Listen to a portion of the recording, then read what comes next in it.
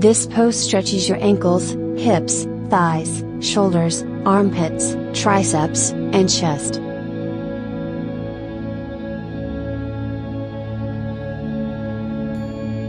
Sit on the mat, then bend your knees and stack your left knee over your right. Make sure your left elbow is pointing toward the ceiling. Raise your left arm overhead, and bend your left elbow and place your left hand between your shoulder blades.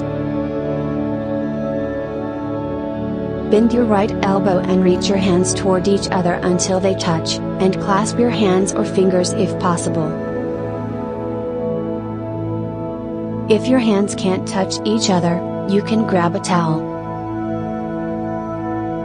Don't twist your spine.